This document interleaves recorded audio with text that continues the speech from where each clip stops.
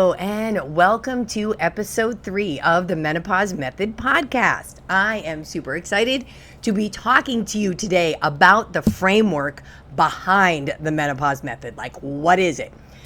I thought it would be what better way to get to know me, both as a menopause expert, as a coach, as a person, than to walk you through exactly how I work with my clients and what I do in my own life. So we're going to be starting with the first piece of the framework, which is nutrition. Now, it is not the only piece, but it is the foundational piece because everything else builds from here. Now, in episode 2, if you remember, I went into some detail about what's happening in your body and how things have changed. So a lot of what I'm saying today shouldn't be super surprising. But what is surprising to most women is how much your nutritional needs have actually changed. And it's a good thing that they have. Your body is trying to set you up for success moving forward. And it, of course, in your best interest, it wants you to start eating in ways that give it what it needs now. And when you do, you feel better. I mean, come on, who doesn't want that?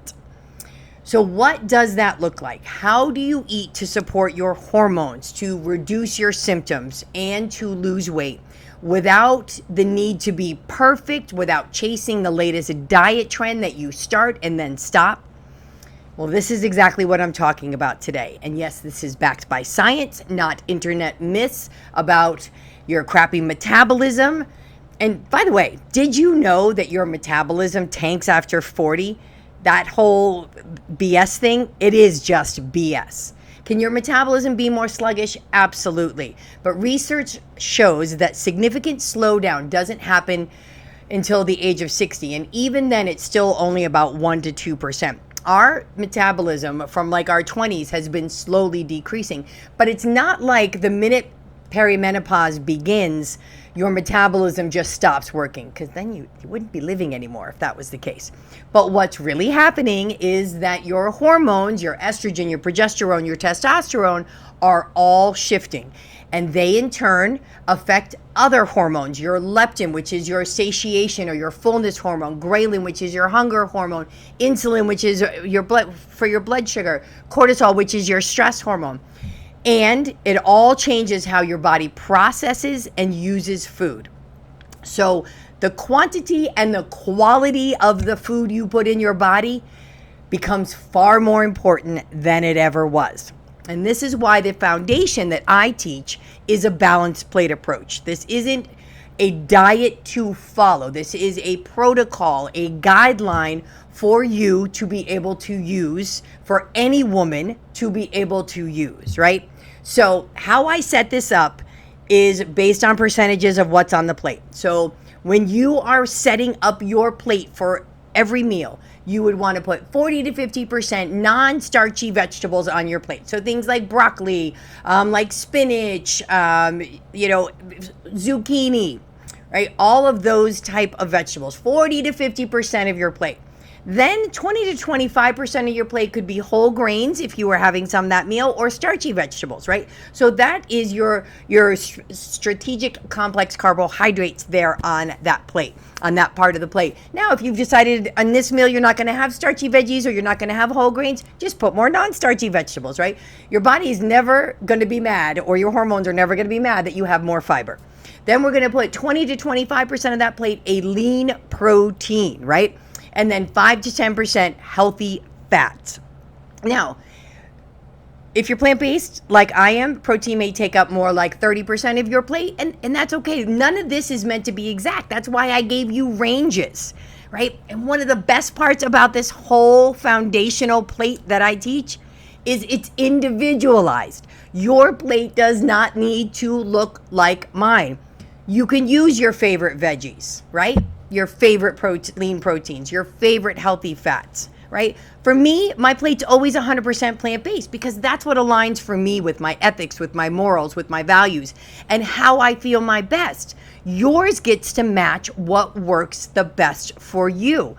And this is how you change your way of eating. This isn't about following a diet to get to a certain result. This is about setting you up for success, for your body, for your weight loss, for your symptoms. Eating this way supports your hormones. It reduces inflammation. It improves your gut health, fulfills your body's needs for vitamins, minerals, antioxidants, meets your macronutrient needs for energy, reduces insulin resistance, and lowers your risk of diabetes. It's the holy grail for aging in a way that feels good. And here's something I want you to remember. However you lose the weight at this point, ladies, is how you'll have to maintain it. So if you're trying to lose weight by heavy restriction in a way that leaves you feeling exhausted, cranky, symptomatic, feeling deprived, just hangry all the time, you're going to have to keep living like that forever to keep it off. Or you're going to be on and off and on and off. I spent most of my life being on and off diets. I am not doing it anymore. And if you're anything like me, I'm assuming you're probably sick of it too. Who wants to continue to do that? Definitely not me. I had a client once who used to tell me she wasn't hungry for breakfast and she was only eating lunch and dinner. This is when we first started working together. And even then she was dieting hard, right? So she could barely hit in those 2 meals 1,200 calories, which isn't even healthy for your body. Lunch was often just a salad because that's your perfect diet meal, right? She felt awful. Her energy was tanking. She had crappy symptoms. She was not sleeping well. And on top of it all, she wasn't losing weight.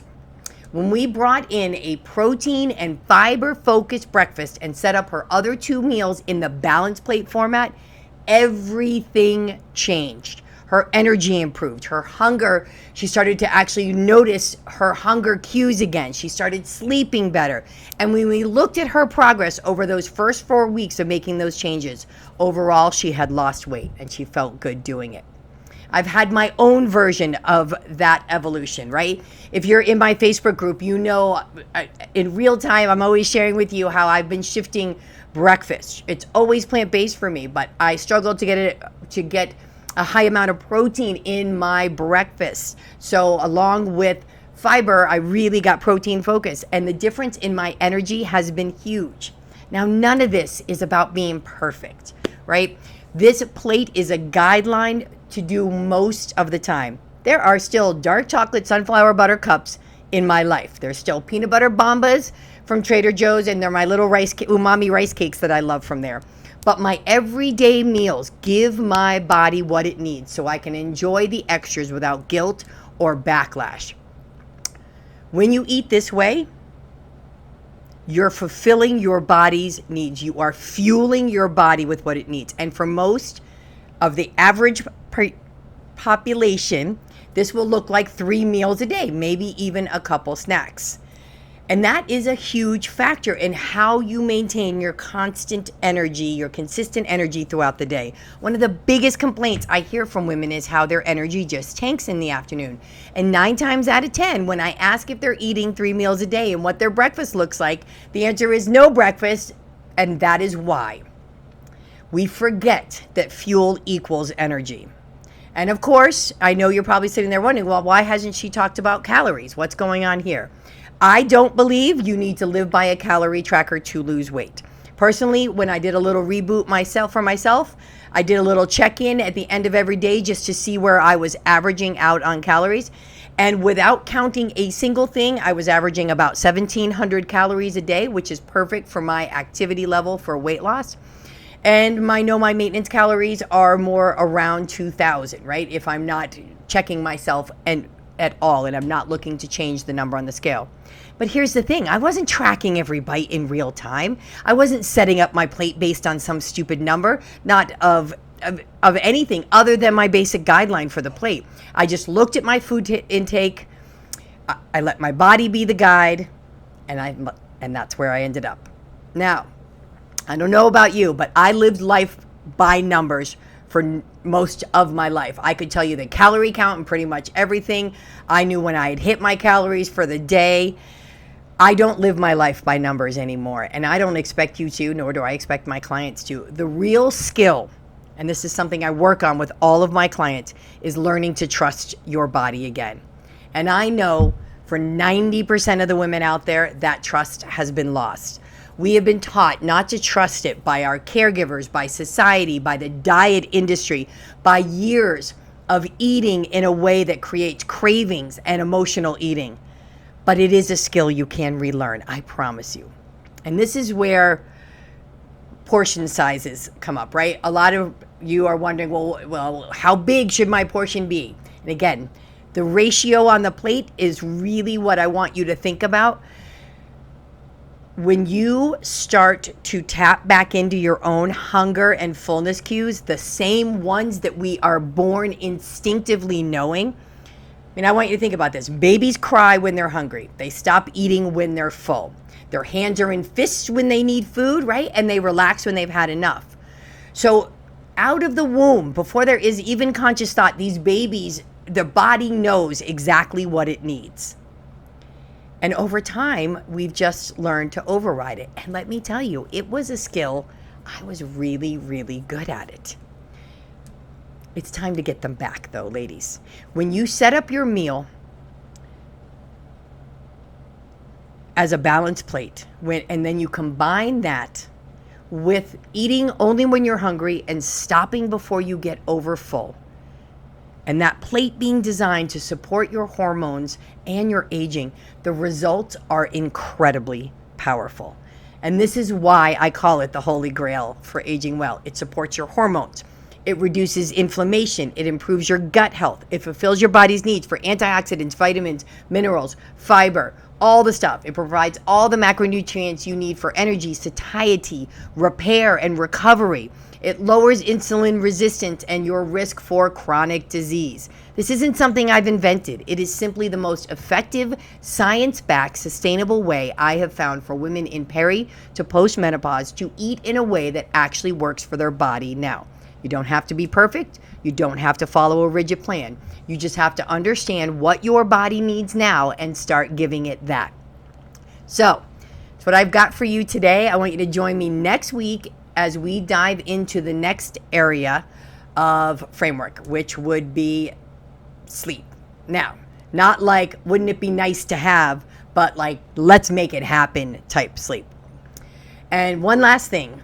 This whole framework that I'm sharing with you over these next few weeks, this isn't a perfectly linear process, nor is health or weight loss.